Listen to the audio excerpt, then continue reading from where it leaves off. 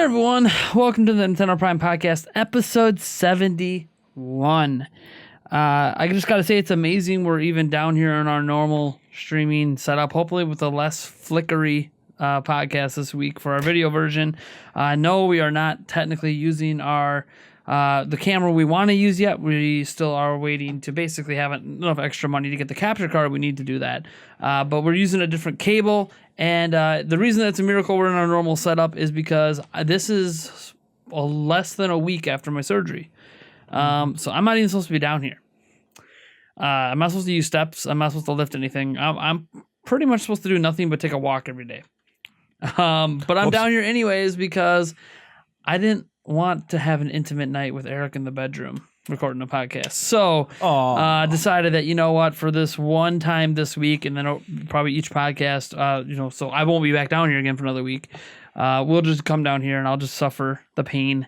And I'm in a lot of pain because I'm not taking my medication because I am a little loopy on my medication. And last thing I need is confusing things on the podcast. So immediately after the podcast, I'll be with some medication. But it's going to be kind of a shorter podcast. At least I think it will be. I don't know. We only have 2 topics this week, mostly because I just didn't have time to really dig too deep into news like I wanted to. But they are really, like, you'll notice we have a lot of pages here. Unless you're listening to the audio version, we have like 5 pages.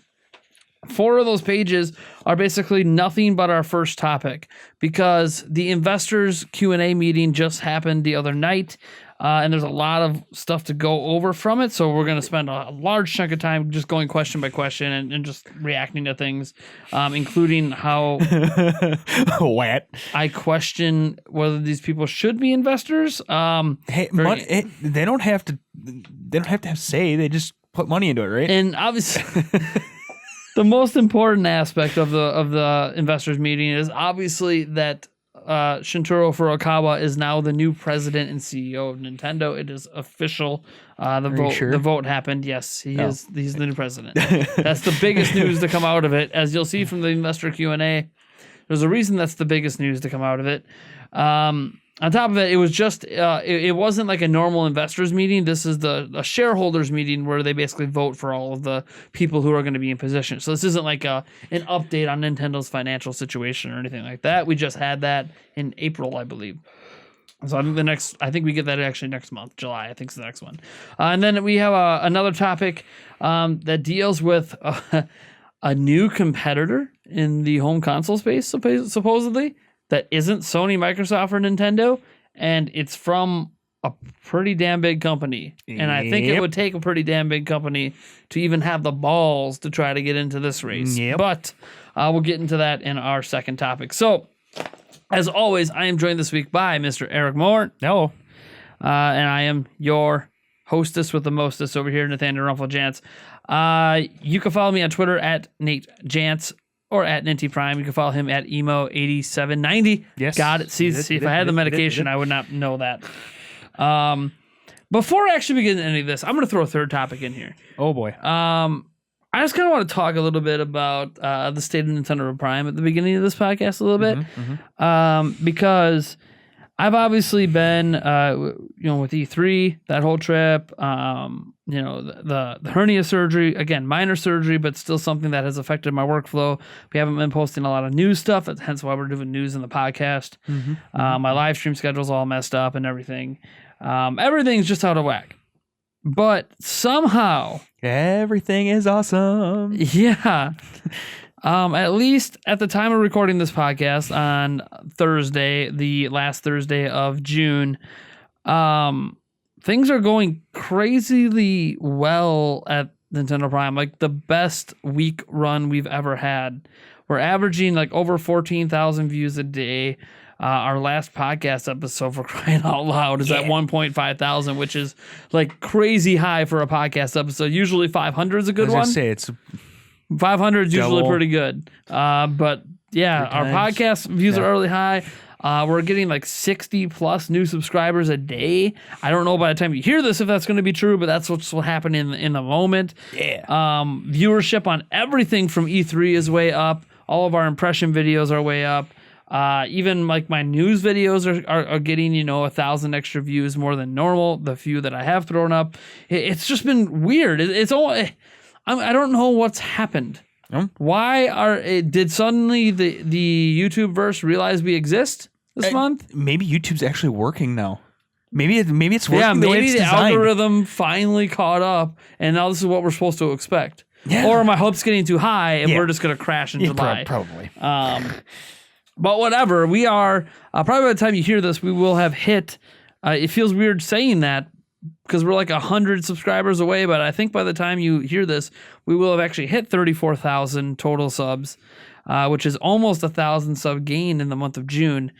That's crazy. Like we haven't had, the only other time we had a month like that was when we were doing giveaways. We have never had basically 1,000 subs gained in a month without giveaways being involved. So that's what's really cool about this is we're getting all the sub growth, but it's nothing to do with anything other than the content. And that makes me really happy because our sub growth fell off a cliff once I stopped doing giveaways all the time. And I knew that was going to happen, but that's because I was tired of growing our fan base at Nintendo Prime. Yeah, like it was just being growing people who just cared about giveaways. Yeah. Our views weren't increasing. The views on our live streams weren't increasing. I wasn't seeing new people in the comments. It was just, we're here to win something, and that's it. And that's fine. I mean, I got nothing. I participate in giveaways at other places too. Like I'm there just to win something, but it's nice to see more organic growth, and this is great. Like this month, we did release our first review that I have done. We've done 2 reviews this year. One of them was way back in January. That was from a Patreon goal, and we ended up reviewing Tiny Metal. And now I just reviewed Mario Tennis Aces, and I am currently working on a review of Wolfenstein 2: The New Colossus. And I was debating on whether or not I should continue to do reviews because it's a Patreon goal and they're very time consuming. But what's nice about in the moment is that I can't really do anything else, work a normal work schedule. Most I can sit down is a couple hours at a time to work.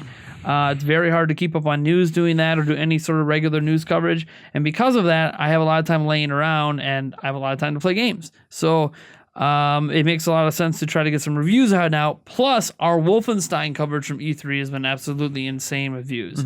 From our off-screen gameplay footage to our impressions video. I don't think our review is going to do nearly as well as the impressions video did now that other reviews have come out. But it's still one of those that people obviously are looking to my channel for my impressions on things. And I never really thought that mattered until this week.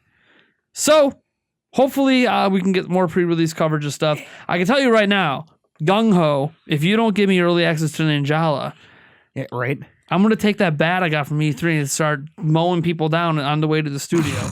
Anyways, so that's kind of the state. Like things are just going really, really well, and I can't explain why because I know Mark Greenberg will want to pop in and be like, "Oh, you're producing even more content." I'm like, most of that content I already had done.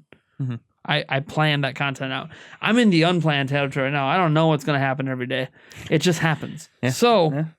Let's just get right into the topics we do have kind of sort of planned to talk about. The first one being the investors meeting or the shareholders meeting that just happened where Furukawa was accepted and voted in as the new president and CEO. So for starters, congratulations.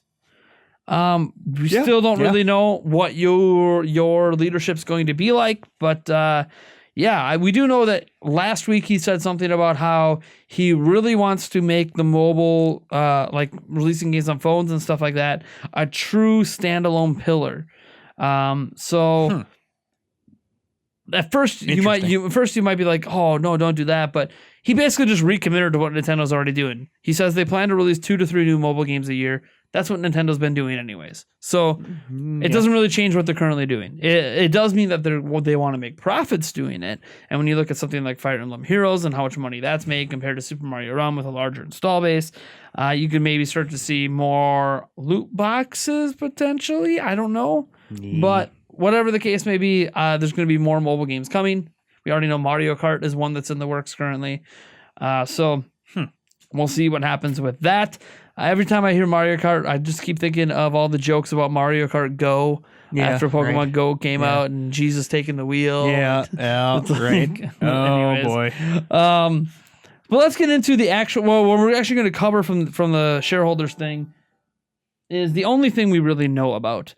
and that is the Q&A. There's been a fan translation of the Q&A, and it is one of the strangest Q&As I've ever seen. It's one of those Q&As that when we read some of the questions, because we're going to go through every single one of them, you're going to wonder if this is an actual shareholder / investor or if this is just some random fan on the street asking Nintendo the stupidest of questions. Well, part of me is actually wondering if some of it is a little bit of translation related. No, the people that were tweeting out, I was waiting for this translation because last night there were 3 people in the industry that are very trusted that were at the meeting that were tweeting out that these are some of the dumbest questions they've ever seen asked so then, at an investors meeting. So then ever. It is, we're just absolutely asinine, stupid questions. Okay.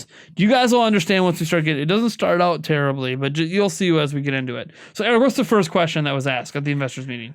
Okay, most new young CEOs joined their companies after they were already big. It looks like Nintendo has loose connections with other companies, but as a conglomerate or such, how will you form more partnerships?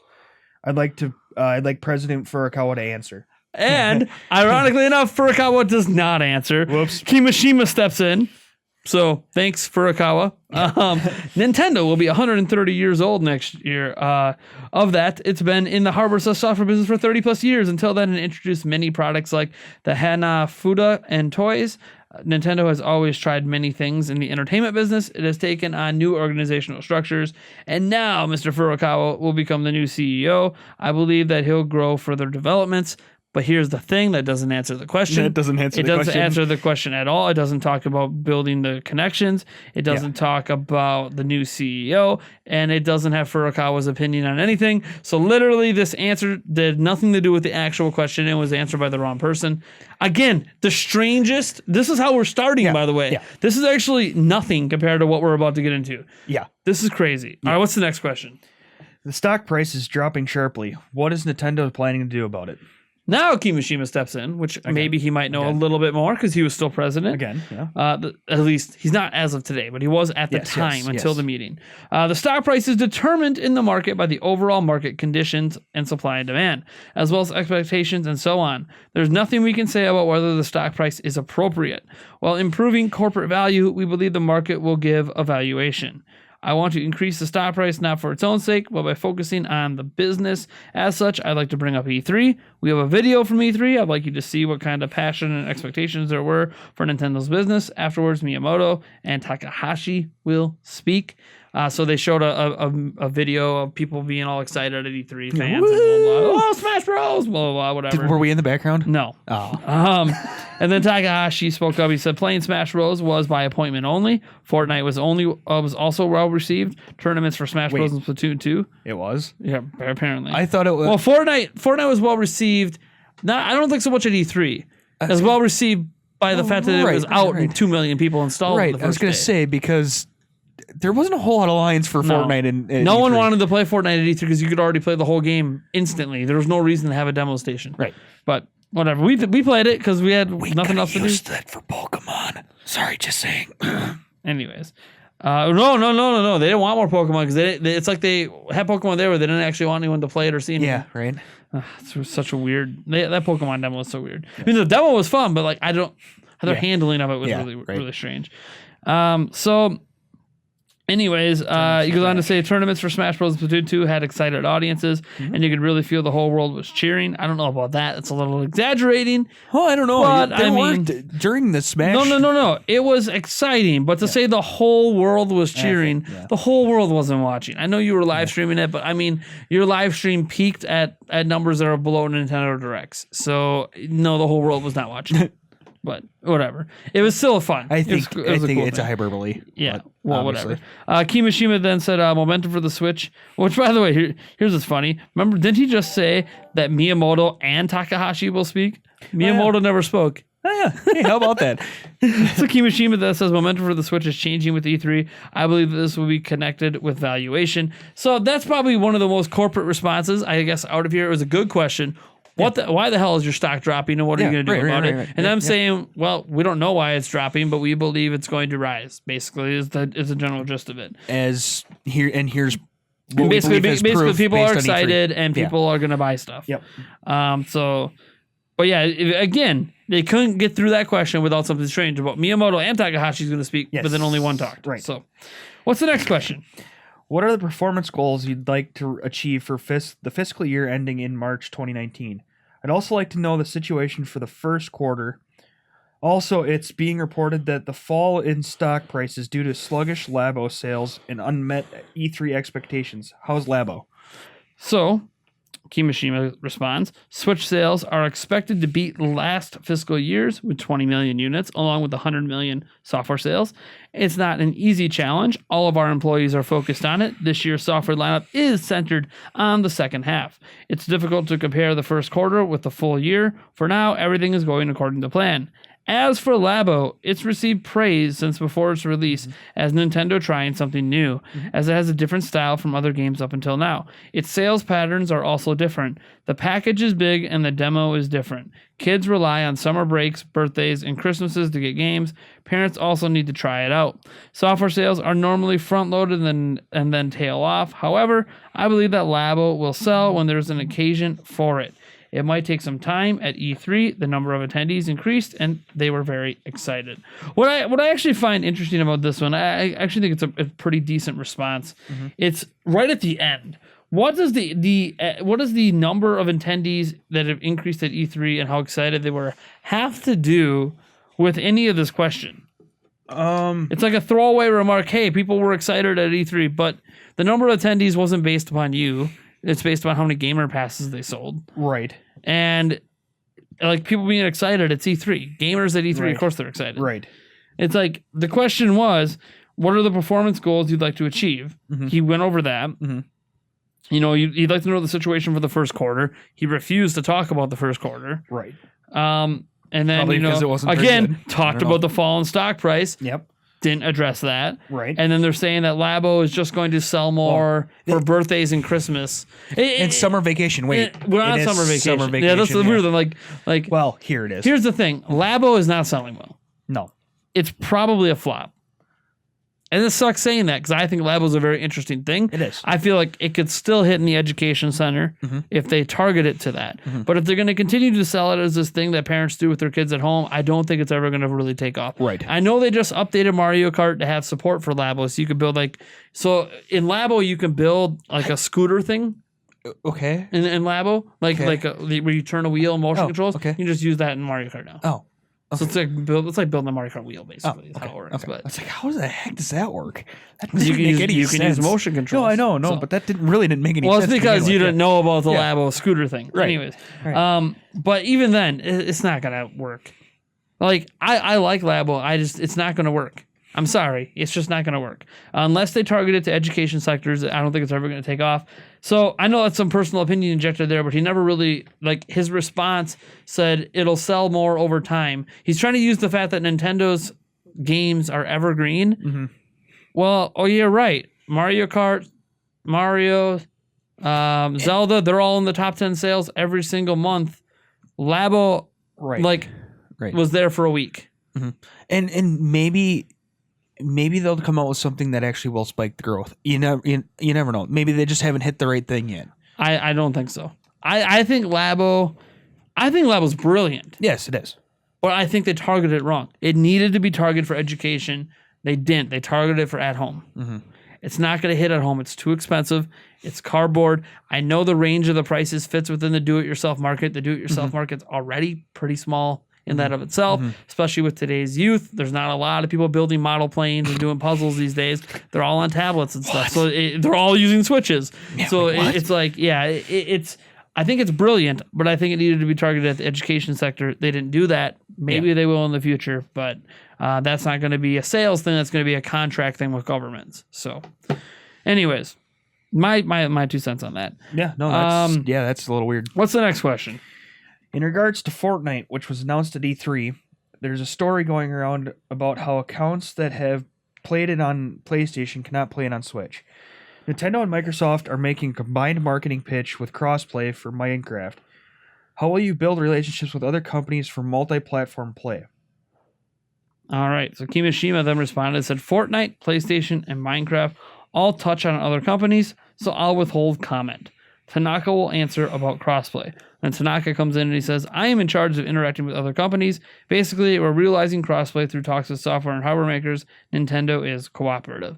AKA, talk to Sony. What was the one last week? AKA talked to who what was it last week? That was Netflix. Yeah, it was said talk to AKA Nintendo, talk to and Netflix. Nintendo said talk to Netflix. Yeah, you're right. Yeah, it was back and forth. So like, basically, what Nintendo was saying, well, we're cooperative, it's not us. Yeah, right. If you want crossplay with something, we're not blocking it. Talk to the other companies. And honestly, that first part of the answer that Kimishima gave, that I completely understand. He doesn't work for PlayStation. He can't comment on that. He can't comment on Fortnite or Minecraft. But Yeah. Tanaka, who handles the crossplay thing, basically, hey, we're cooperative. It's not us. Yeah, right. You want crossplay, don't talk to us about it. Go yell at Basically. Sony. Yeah. Nintendo has not blocked crossplay on anyone that's Or wanted. go yell at Epic for allowing that to happen. I don't think Epic had a choice. It was either that or you're not on PlayStation. Yeah. Because you have to use PlayStation's network for online connectivity. So same true Nintendo. You have to use Nintendo's online connectivity too. Yeah. So you have to use Xbox. Like that's just how it works on the consoles. So I don't think they really had a choice.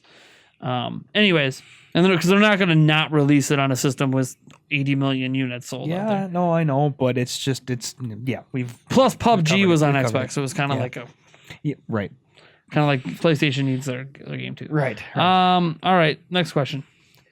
Semiconductor parts are increasing in price and dropping in availability due to virtual currency mining, iPhone, and so on. I believe the Switch had a hard time with stocking flash memory from the start. What are your plans to address this? Kimishima responded, said, we are in negotiation with suppliers to acquire the parts needed to produce 20 million units. Although prices change, we are trying to not let that affect production quantities. Now, Shinji, who handles the actual negotiations, will speak. And then Hirokazu Shinji said, we're getting good cooperation from the parts manufacturers. I think the tough situation will continue. Talks are always ongoing. I don't think it will be problems with acquiring the quantities to meet this year's production. And honestly, I don't know what else they really expected to hear because, yes, the parts are hard to get and they've been hard for a while, but Nintendo's projections this year included the fact they could guarantee already that they can get a hold of 20 million. Like, they might be able to sell more than 20 million Switches this year, but they can really only guarantee they can make 20 million. Right. So I these contracts are negotiated like in advance. So I don't know. Again, this isn't the start of the strange questions yet, but just you wait. Just you wait. All right. Next question, please. All right. Question 6. I've always dreamed of participating in the general stockholders meeting since I was in middle school. Will Nintendo be engaging in traditional Japanese culture efforts like how Shuriken next exhibition in Arishama built by former President Yamauchi. showed the 100 poems. What the hell does that even mean? Basically, there was a cultural event that happened where the president of Nintendo at the time showed off 100 poems by fans.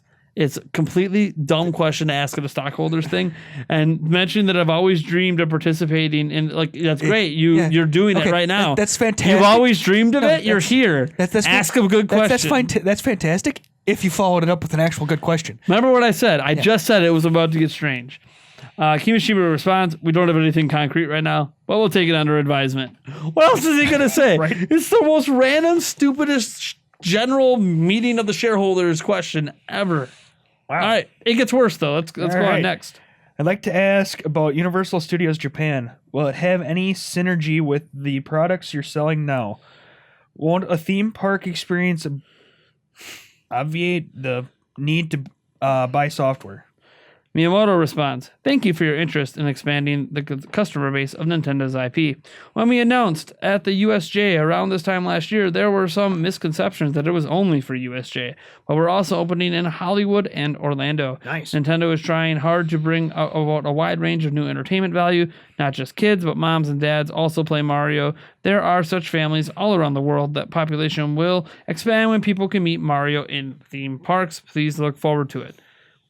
Pretty much. I mean, the exact question was, will it have any synergy with the products you're selling now? Like, of course. Of course it's gonna. They're building theme parks about Nintendo IPs that they're selling as video games. Right. That's like saying, is Disney World going to have any synergy with the Disney movies that Disney World is based upon? Nope. Nope. You're not gonna see. No, it's just going to be Pete's Dragon Rides everywhere. We don't need to have any other movies represented. Puff the magic. No, Wait, no. All right, next question. Okay. Question 8. Along with the aging population, Japan's gaming population is declining. There's a need to turn to the global market. Indie games are being made all over the world. How will you take this on? Kimishima responds says, our strength is in making our own software that is accepted all over the world. We'd like to continue doing so. At the same time, our combined hardware and software businesses will be in concert with more developers making games for Switch. We're simplifying our process in order to support indie developers. Software development chief Takahashi will give more details. Takahashi then said, Switch was developed with making development easy for small teams in mind. It's going as expected in the West. All systems go on Switch. Tanaka chimed in and said, we've had relationships with indie developers for over 5 years since the Wii U. Although the Wii U itself didn't expand as well, the Switch is being adopted by far more developers. We're involved in Unity developer events, have a booth at Bit Summit, and so on. Right now, there are roughly 1,000 titles with 20 to 30 coming out every week. There are even titles that have reached 1 million global sales. We hope you look forward to the future. And then Kimishima says the number of Unity-based titles is about to reach 1,500. Dang. So, yeah, indies are going very, very well. So, to answer that question, yeah, things are going great with the global market. Things are going great with indies. It's weird when you say Japan's gaming population is declining, however, because 3DS was actually an increase for Nintendo, and Switch is increasing that. I mean, it could just be the overall. Right. Like maybe because PSP, Vita didn't blow up like PSP did, but maybe PlayStation 4 isn't as great as PlayStation brand used to be. I don't know, but I think Nintendo, have you seen the top software sales charts in Japan? Nintendo owns like 15 of the top 20 every week. Right. So like, Well, it's like, how are you going to it's basically, it's in decline for everyone but Nintendo. Yeah. Right. It's how are you going to take this on with the indies? We're just going to ask them to make games for us, and they're doing it. And there's almost 1,500. We're trying to. There's almost 1,500 indie games. Just Unity. There's 20 to 30 releasing every week. What more do you want? Yeah. We're trying to make it as easy for them as possible. There you go. Right, That's how we're taking it on.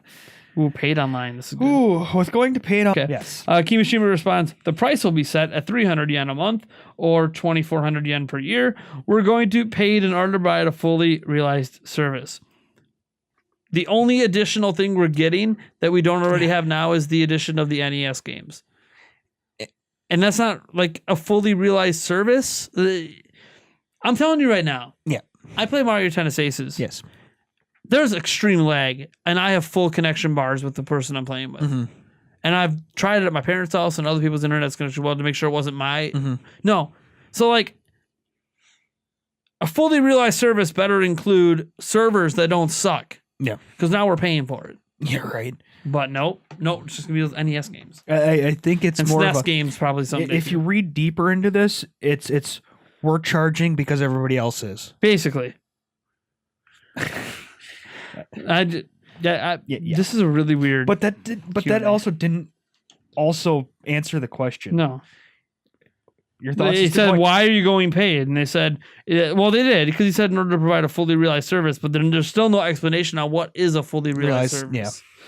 Like, no one knows, even now. We're 2 months out, we still don't know what that means.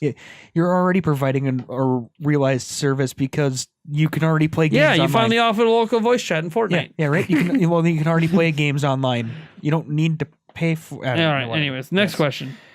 Every year's general meeting is after E3. So a video is played. The people overseas look like they're having fun playing, but why can't we stockholders play? Can you provide time to play after general stockholders meetings? What kind of question is this? It semi makes sense. It's just it's a person asking if they can provide time to play. It's a person asking for perks. Yes. You're a stockholder. The perk is you make money off the stock. No, I know. The perk is you get to go to a meeting like this that us in the public can't go to. Right. Yeah. Like, I understand you want to play the games and that you probably bought the stock because you're a fan of Nintendo. Here's a hint. But here's the hint. They're a multi-billion-dollar business. Don't buy a stock if you're just a fan. Buy a stock because you're investing in the company. Also, here's a hint. Like, I'm guessing most of these people have probably decent amount of money invested in Nintendo, and they to probably be at the meeting, yeah. To be at the meeting, they could probably afford to go. I'm not saying that Go to they E3 should. themselves. They could probably go to some either E3 or any sort of European or Japan's. Anyways, something. of course, he just says, "Thank you for your request. We'll take it under advisement." I mean, Hey, what else do you expect? I mean, so every year you show us a video of people having fun, but when do we get to have fun? When the games come out. yep. Yeah. You're an investor. Yeah. We're not obligated to have you play all our games early. Like you want to come work for Nintendo? There's an application over there. No, I'll go be a game It's tester. like I'll go be a game tester. Why not? these questions literally sound like they're just random people on Twitter asking, Oh yeah, "Hey, I really like Nintendo. When do I get to play your games?" right. Oh my gosh. All right, next. Okay, question 11 about smartphones and random item draws worldwide. I hear that Fire Emblem Heroes is selling better than Mario Run. Is it indeed the case that you have to do item draws in order to make money? I hear that it's considered gambling in some cases overseas. Your thoughts? Kimishima says, what form app monetization takes is decided individually based on a game's content and needs. For Fire Emblem Heroes, the series has a lot of passionate fans in their 20s and 30s, so we upped the target age group and made deeper gameplay. We use a draw system. Drop rates are listed. Businesses are built on customers' support. We have to make software that you can understand. Not all software can use the same monetization. Mario Run has been downloaded by 200 million people. Even if the amount of money is low, expanding Mario's customer base is important. I feel like this is more so a two-pronged answer. It's, yes, we're going to make a bunch of money. No, we're not going to talk about gambling. Yes, we're probably still going to use those mechanics because they make us a lot of money. Yes. And so it's not always about making money because Mario Odyssey is the best-selling Mario game of all time, and it became that. Well, it's not the best-selling of all, best-selling 3D Mario of all time, and they feel like Super Mario Run might have played a role in that with its 200 million install base. Mm-hmm. Although I would argue that Nintendo would probably rather sell 200 million copies of Super Mario Run for $5 a pop than the 10 million Super Mario Odyssey copies. But yeah, basically Nintendo's going to keep making money. Yeah. They don't really care what people think about those. I mean, Reggie defended loot boxes at E3 and literally stated Nintendo's going to keep using them. Yep. So they're going to keep doing things that make them money. Mm-hmm. And as a shareholder, that should actually excite you because that means you're going to make more money. Well, that's probably what he was asking. But anyways. Maybe. Next question. This may be the actual best question so far. Yeah. Honestly. An actual related question that has to do with being a shareholder. Yes. I'd like to ask about the outlook for Switch in the Chinese market. Another good one, because again, Chinese market, huge market, could affect your stock greatly. Kimishima responds says, China opened to the game business in July 2015. While regulations on networks and so on, there's lots of people in China who say they want to play Nintendo software, and it's an appealing market. We'd like to continue expansion. Basically, they're going to get there someday. They're already technically there in Tokyo. I don't know. It's really weird. China's got some really weird, country within a country agreement things. Hong Kong, yeah. Country within a country agreements. It's its own country, but it's not its own country. It's really, China's a weird place. So, sure. I mean, Switch is in China, basically, but they can't really talk about it. It's just really weird. Next question. And then we go right back to the stupidity. And ouch, my brain hurts on this question. Okay, I'd like to ask about the expansion of music content. A Kirby soundtrack was just released on iTunes. For other parts of the world, for other past works, used CD prices go into the tens of thousands of yen, making them hard to acquire. So I'd like to ask them have them be released digitally. Sure. They already do this with most of their modern soundtracks. By the way, you can go on iTunes and get basically any of the new game soundtracks off iTunes. So this already happens. As for older soundtracks, I guess it's a fair question, but why is this a stockholder shareholder? This does not affect any of Nintendo's bottom line. This just feels like something that this is dumb. This feels like it's somebody emailed in a question. Guys, remember, you just released a Kirby album on iTunes. So, what are you going to do about the fact that all the secondhand market for your old CDs are expensive? No, yeah. I don't know. Sure. Okay, if people sell things and they have collector's value, that's not going to change if it's available digitally. What are these questions? I'm not even the shareholder, and I could come up with 16 better questions than this. Yes. All right, whatever. Yes, there's 16 questions, by the way. We're not done yet. Answer 13. You gonna give the Takahashi's actual sorry. answer? Sorry. The actual answer. Takahashi. There are various reasons why some releases can't be done. However, I'm thinking about how to release as many as possible. Exactly. Copyright and what? Yeah. What did you expect them to say? Anyway, okay, let's go on. I can't even. My brain hurts. You're going to throw in Miyamoto's answer to that? Oh, sorry. Miyamoto says, we're doing licensing as much as possible. We're making a Mario movie with Illumination Entertainment. Completely irrelevant. This is Miyamoto being like, okay, this is a really dumb question. Let me mention about that we're making a Mario movie. Hey, by the way, remember, we're making a Mario movie. This is Miyamoto's way of being like, hey, how about you ask about something that actually matters for you guys? Like this Mario movie we're making. Which may have its soundtrack come out I love Miyamoto there. Miyamoto's like, what kind of question? Hey, how about we talk about the Mario movie for a moment? Right. All right, next. Oh, God. Where's the other one? Okay, well, question 14. This general shareholders meeting has been fairly quiet about the drop in stock prices. It's been asked twice. Well, but they still never answered the I question. know. People have been satisfied by E3, but wait, another question's E3 hasn't been satisfying. But the stock price had a big drop right afterwards. You release big hits for the year-end sales season, but won't you release hits more frequently? Himashima responds, we make announcements at other times for outside of the year-end sales season. We appeal to the unique hardware of the Switch. It sold well in its first year. In its second year, it had Labo in April, DK in May, Mario Tennis in June. More software is coming. Please watch for more release information. Basically, it's a bunch of, we did release games. None of them were big hits, but we released games. Yes. And I think the big thing is that Nintendo thought Labo was going to be huge. yes. I think they thought Labo was going to be like a Wii Sports level. We're going to explode. And it didn't. And they thought that would carry the first half of the year. Part of me thinks that it was not a smart move on their part. Just all they needed to do. My thing is, if Ticks. they could have got Octopath Travelers from Square Enix to come out sooner, and they could have got what was it? A Super Mario Party. Right. They could have got that also out in the first half of the year, so the second half, Right. it wouldn't have looked as bad. The reason why I say it was a bad idea on their part is it was a bad idea for them to expect it to blow up as big as what they thought it was. They should have just tempered their expectations, thought this could do well, and been pleasantly surprised if it did take off. Remember how big the marketing campaign was for Labo? Oh, I know. Yes. They had traveling things. It was for crazy. sure. They really thought Labo was going to be huge. But I know they're saying, again, "Oh no, Labo's going to be a long-term sales thing." It is. It hasn't had any sales since week one. But again, it's cardboard. The thing is, I love Labo. It is. It's a fantastic idea. They didn't idea. target it correctly. It's a fantastic idea. Just I don't. It's think not they should targeted have correctly. Expected it to blow up. It's not targeted correctly. I've said that since day one. If it hits the education center, it could blow up. They're not hitting in the education sector, so it's not blowing up. Anyways, okay. I just think it's weird. It didn't really answer the question. The guy said, we want more hits coming out more frequently throughout the year. Nintendo answered by listing 3 games that aren't hits. So, and then saying, watch for more release information. Yeah. So basically, they recovered what they said at E3. All right, next. Now on to possibly the dumbest question. This takes the I told you it keeps getting worse. This is fantastic. This is the worst question in the whole bunch. This is a nice building. The grass is well kept. It seems like the employees are working happily.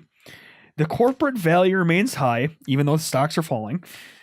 In regards to Mario, you lost the first round of a court case against a business that uses real go-karts and hurts your image. Why did you lose? Kimishima responds, I can't comment on details as the case is still pending, but a judgment hasn't been reached yet. So they didn't lose.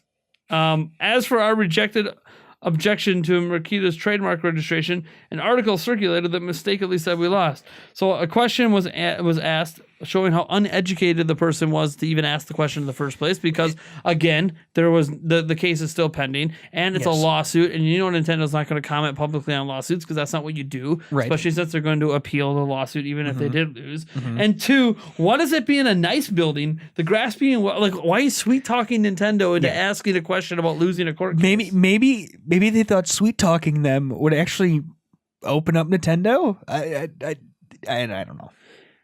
I got it's a worthless question, and it's got nothing to do with Nintendo's valuations. Right. Nothing to do with stock holding. It's just someone trying to, I sweet talked you. Now I gotcha. Yeah, gotcha. It's like a gotcha question. But why are you trying to get them? Trying to catch you off guard. You're an investor. Why are you trying to get them? You want them to make you money. Yeah. Well, I mean, I get the concept behind the question. I don't at all. It was more of a. Did you guys actually lose? No, that's not what he said. He said you lost the first round. Why did you lose? Yes. But the question is, the answer is they didn't. Yes. It's a dumb question. So stupid. I still love how it starts. I know, right? Nice building. By the way, their general holder of the shareholders meeting never occurs in Nintendo buildings anyway, so it's got nothing to do with Nintendo. Fantastic. Fantastic. Even better. Fantastic. Yes, the venue that Nintendo is hosting the event at is very nice. It's not Nintendo's venue. They don't bring shareholders to Nintendo's headquarters. I'm trying to give it at least a little value, but all right, last question. Last question. The Wii and DS are always free, or were always free, but the fact that the Switch is going to paid online doesn't seem like it's well known. Without even the support of a new online multiplayer game timed for September, how will you inform the people? Do you have a plan? Takahashi, we plan on doing more marketing leading up to September. We're aiming for a service that's easy to use. Please wait just a little longer. And here's the thing. How much longer is it to wait? We're at the end of June. We have July. By the time you guys hear this, it's July. July. Yep. We have July and August. If you're not, why are you not talking? You should be talking about it all year. Yes. Yes, you should have. Again, we'll wait and see what the marketing plan is when they finally market it, maybe. Yeah. They keep saying they're going to, but I don't think they understand how marketing works for something where you're asking people to pay for something that's always been free. Yes. You need to market that for a long time to convince people. And you need to of the actually value. have something. You can't just be like a month before and, hey, guess what? A month from now, you need to pay to play Splatoon. But guess what? When you do, you get this and that. I'm like, that's great. But you're ignoring the fact that you just told people that you're charging them to do something they've been doing for free. Since day one of the console. So I don't know how they, at this point, I don't know how they can positively spin the shortly after, yeah. But, yeah. Dumbest meeting, biggest waste of your guys' time I think we've ever done on this podcast. I don't know. I thought it was a fun time. Oh, man. So let's get to the second topic. Second topic. Our only other topic today. Guys, apparently Google is going to make a home console. What? And not just like we're just throwing something out there that's like an indie machine. They want to compete with Xbox and PlayStation. Mm-hmm. So that's crazy. Here's a summary of an article. I believe it was up on Kotaku about it. It says Google has a new cloud streaming service they plan to use with this called Yeti. They also have a hardware box. So this would be like the what's going to compete directly. It's unclear if it's a set-top box for the streaming service or if it's a full-on gaming console. You know, obviously details are only just now coming out. Google is looking to buy a lot of developers to make content for their service, like literally buy out major studios. Google has more money than God, so they can buy out anyone. Yeah, right. Google is also massively hiring developers from existing companies to make games. Google has approached a lot of publishers about supporting this platform as well. The article goes way more in depth, blah, blah, blah. So, yeah. That's Google is making a home console. I don't know if it's coming out this year. Probably not this year. Probably next year. But they're making a home console. It sounds like it's going to have a streaming game service of some sort. Mm-hmm. And also support current games as of today at retail and stuff like that. Mm-hmm. Why? Here's why I'm saying why. Right now, we have three main console manufacturers. Yes. Nintendo, Sony, Microsoft. Yes. Nintendo's kind of doing its own thing. Hybrid, handheld, blah, blah, blah. Yes. So for set-top boxes, you have basically Sony and Microsoft. Microsoft, yes. Sony has sold almost 80 million PlayStation 4s. Microsoft has sold almost 40 million Xbox Ones. So there's about 120 million set-top boxes out there for playing video games this generation. Mm-hmm. Mm-hmm. Last generation, there was almost 300 million. The generation before that, there was over 200 million. The generation before that, there was over 200 million. The generation before that, there was over 200 million. What I'm trying to get at is it's a declining market. Mm-hmm. So why is the third competitor trying to come in and be like, you know what? People aren't satisfied with the current market. We're going to do it ourselves. Maybe that's why. Maybe they think it's Google. I never put anything past Google. Well, but here's the thing. That's what I'm saying. Like, it sounds crazy to me, But Google's crazy enough to do it. Right. Who thought that Chrome was going to overtake Firefox? Right. Who thought that everyone today would be using Gmail over Hotmail and Outlook and stuff? Yeah. Like everything they touch seems to turn to gold. Right. Exactly. Now everyone's using, now everyone like MapQuest and all that stuff. Now everyone's using Google Maps. Sans YouTube. Even YouTube. Even YouTube. No one made money on YouTube before Google bought it. No, so I know. Literally everything they touch does well. Right. No, for sure. I think it's because they just have enough money to throw at it and just call it good. You can have more money than God. Yes. As we've seen with a certain rich person that likes to throw his money around at everything, doesn't necessarily guarantee success at anything. No, that's very true. But they're also not dumb in the way they do it. Well, my thing. Oh, here's the thing. Do you think a third console, next generation, can be successful? Can anything compete with PlayStation 5 and Xbox 2 and whatever Nintendo does? If done correctly, yeah. How would you do it? How would you compete? God, I don't know. I'm not paid to figure that out. Well, okay, because like they talk about the cloud streaming service. So like my first thing is you got to have a bunch of exclusive games. Well, if they're going to buy out studios and they're hiring a bunch of developers, they're going to obviously plan to have a bunch of exclusive games. That's great. Yes. But also, how are they providing them? To me, it almost looks like Google's got a two-pronged approach at this point. Mm-hmm. We're going to give you a box that you can buy your Maddens on. You can buy your Call of Duties. You can buy our games on and play if you want. It's not a streaming. You don't have to stream with it. You could just play everything locally for $400, $500, whatever they charge for it, and it's going to have the latest, greatest hardware of the time. Great. That should scare Microsoft, by the way. Microsoft should be the most scared by this, if I'm being honest. I'll give you that one. They talk about the streaming service, and I wonder if all of their exclusive games are also going to be offered on a streaming service that you can use on anything, because it's going to be all ran on servers. Probably. Is Google just going to go for the whole kit and caboodle and say, you're done? Like, you're done. Our box isn't more powerful than yours? Guess what? You can play all of our games on your box with our streaming service for $10 a month. Oh, and by the way, we're going to block your service. That's okay. They can do it on their phones right now, too. Yeah, right. They can do it on their laptops. They can do it in Chrome on anything that supports Chrome. You can do it. Like, I don't know if Google can pull this off. I think this is their attempt at a global takeover of the video game market that isn't on mobile phones. I'm talking about the more traditional, the hundreds of millions of us out there that like to play more traditional video games. I think Google's trying to do a global takeover right now. I think in a way Google's actually trying to go back more towards, I don't know. I don't know if it's going to work, by the way. Yeah. I don't know. But again, it's Google. So enough people are going to try it out that if it's good. Hey Google, I'm looking for a job. I'm kind of a dev. Hire him for a dev. He'll make some games. I'll help. I'm shocked that Google. I'm shocked, but I'm not shocked. I'm shocked because I think it's a declining market. Right. But I'm not shocked because I guess one way to combat the declining market is to have a streaming service you can play on everything. Because now you're talking about AAA games on your phone. Now, I know a lot of you are going to say the internet's not ready for it. I get that. But remember, Google's got Google Fiber. Google owns the internet. Google owns the fastest internet in the U.S. anyways. They don't own the whole internet. They pretty much do. They don't own the whole internet. They don't. It's Google. They don't. They are a massive company. They do not own the internet. Nobody owns the internet, technically. I realized that. Technically. But if you ever get fiber in the United States, it's probably from Google. I shouldn't say that, though. Other companies are starting to be like, no, Google, you're not going to own the whole country for fiber. So like even Time Warner Cable, they are putting fiber lines in some places, but because technically all of their, by the way, for those who don't know, all of you guys with cable internet and DSL internet, all the internet's coming from fiber lines that those companies are using already. They just don't have them installed locally in your neighborhood.